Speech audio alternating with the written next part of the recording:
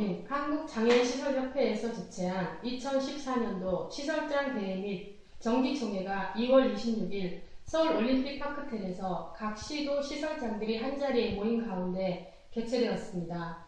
본 행사에서는 장애인 복지 유공자들에 대한 보건복지부 장관 표창과 공로패 수여가 있었고, 이어 장애인 권익지원과 송인수 사무관으로부터 2014년도 장애인 복지정책에 대한 보건복지부 정책 설명이 있었습니다.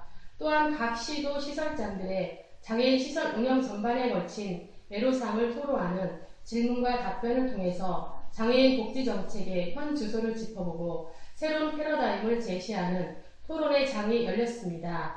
그 생생한 현장의 모습을 담았습니다. IN뉴스 이경아입니다.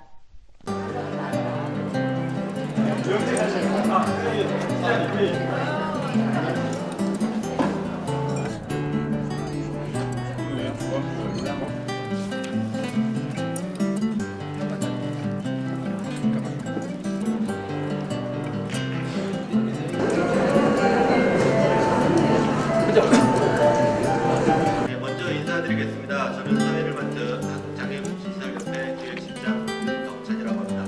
지금부터 2014년도 사단법인 한국장애인복지시설협회 시설장 대회 및 정기총회를 시작하겠습니다.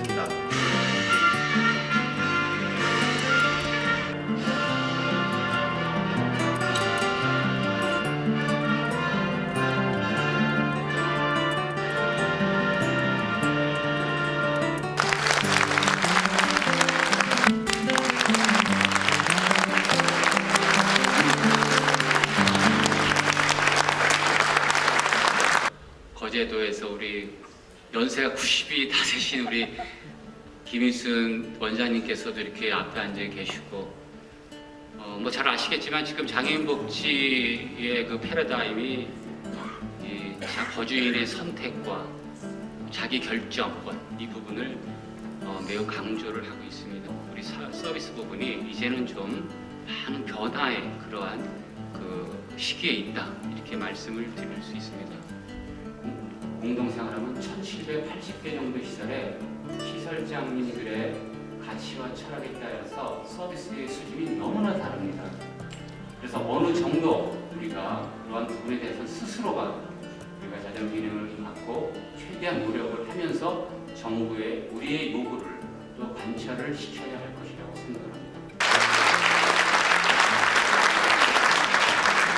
정말 장애를 가지고 있는 분들에게 이렇게 내 자식과 내 형제 자매와 같은 이런 생각을 가지고 봉사하는 것을 생각하면은 정부에서도 거기에 대한 보상이 있어줘야 되지 않느냐, 이렇게.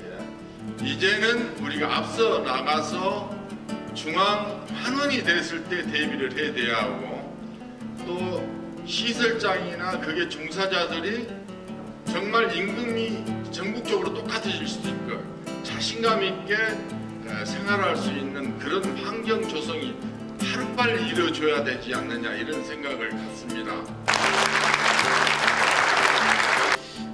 제가 숙제를 좀 많이 안고 가는 기분입니다. 그렇지만 그게 이제 무거운 짐이 아니고 장애인을 위해서 우리가 한 발 한 발 나가는 거니까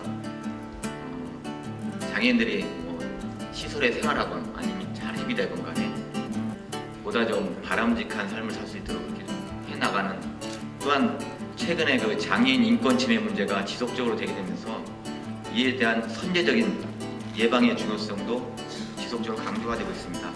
여기에 계신 모든 분들이 그동안 장애인 복지시설의 어떤 방향성에 대해서 고민을 많이 하셨고 정부의 조언도 많이 해주셨습니다.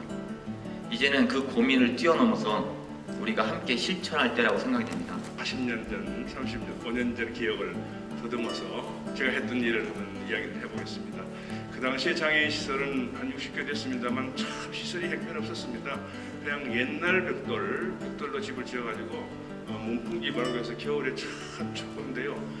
옛날에 처음 재래식 화장실이었는데 그것을 현대식 수세식 화장실을 바꾸자 한 것이 1978년, 그리고 1979년에 장애인 시설, 아까 시설장 월급이 전혀 없었다 하셨는데요. 처음으로 장애인 시설의 총무 월급을 정부에서 5만 원을 선진복지국에 들어가는 마지막 단계에서 해야 될 것이 장애인 복지의 꽃을 피우는 것입니다. 오늘 아마도 시설장님들 여러분들께서 시설의 운영을 위해서 밤낮없이 애써주시고 또한 예산의 부족함이라든가 많은 어려움들 때문에 굉장히 노고가 크시고 또 오랜 세월 동안 이용자들을 위해서 헌신해 온 것에 대해서 저희가 존경의 마음을 항상 가지고 있습니다. 귀하는 추천한 사명감과 책임감으로 장애인 복지시설 서비스를 제공하여 장애인의 차례 지원과 장애인 복지 승전에 기여하는 공익으로 이에 추천합니다. 2014년 2월 16일 보건복지부 장관 문성표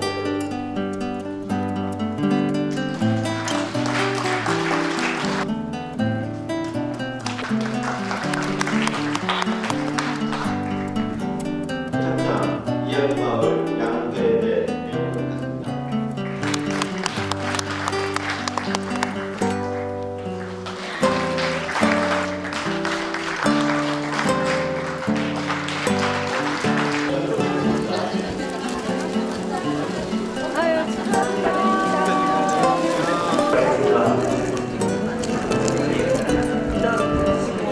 김옥희 원장님, 장애인복지 향상과 학교 발전에 기여한 운동과 기부로 이 상을 수여합니다. 2014년 2월 10일 국제 보건복지위원회 위원장 국회의원 오재세 대표.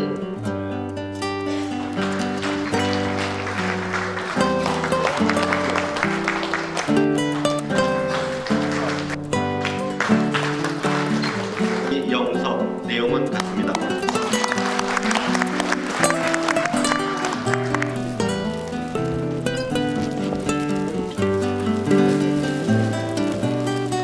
후배들의 가슴에 꿈과 희망을 안겨주신 원장님의 그 깊은 사랑에 감사함을 담아 유패를 드립니다.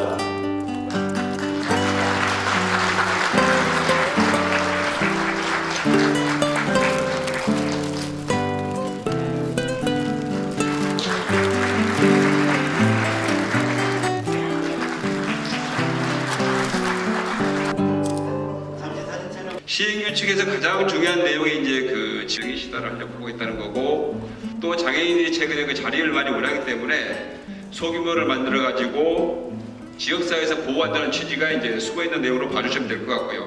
1년 동안 그 규제 내용 때문에 그게 규제냐 아니냐 해가지고 상당히 그 논란이 많아가지고 아직 규제 심사를 못 끝냈는데요.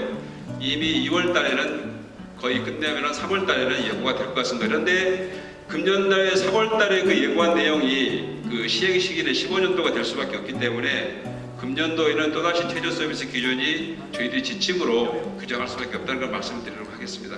5년마다 정부가 중기계획을 수립하는데 14년부터 18년까지 중기계획에는 전후 예산이 금년 5월 달에 이제 정부 예산이 확정이 돼가지고 국회가 12월 달에 방망이를 두드리기 전까지는 상당히 안심할 수 없는 부분은 분명히 있다는 걸 제가 말씀드릴게요.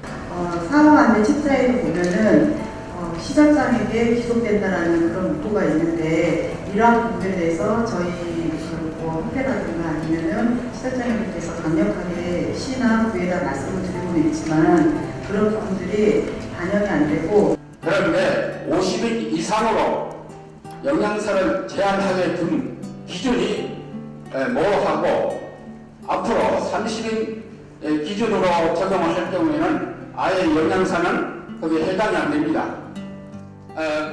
위생법에 보면은 사회복지시설은 영양사를 둬야 된다 이렇게 기준이 나와 있는데 19위생법 차원에서 보면은 우리 시설이 집단 급식소가 되기 때문에 이제 영양사를 배치하고 있는 거고, 또 우리 거주시설이 해야 될 그 가장 중요한 이유가 거주 서비스이기 때문에 가정일을 해야 되기 때문에 당연히 영양사가 필요하거든요.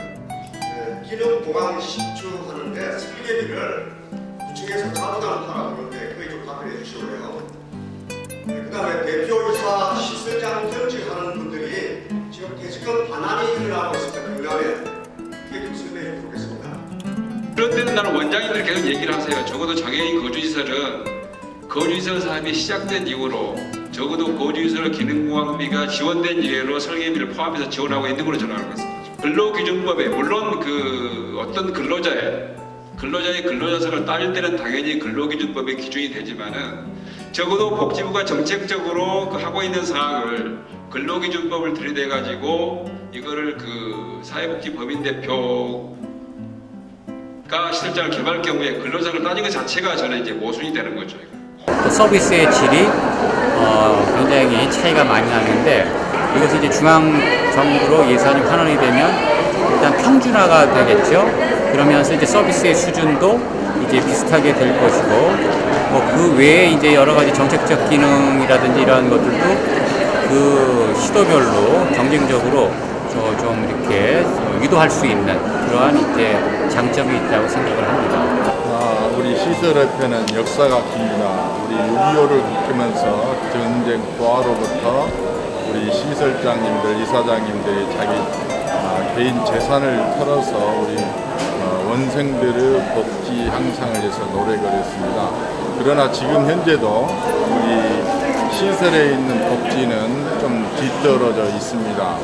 그런 측면에서 이 환경이나 또 그에 반해서 인권 침해가 되고 있고 시설 또 종사자들에게도 복지가 뒤떨어진 상태여서 이분들에게 기회를 주고 또 용기를 줄 수 있는 좋은 기회가 아닌가 생각합니다. 중앙 사업으로 환원되는 것은 당연한 생각을 가지고 있습니다. 차별받지 않는 그런 복지 혜택을 주기 위해서 중앙에 환원된 걸로 알고 있습니다.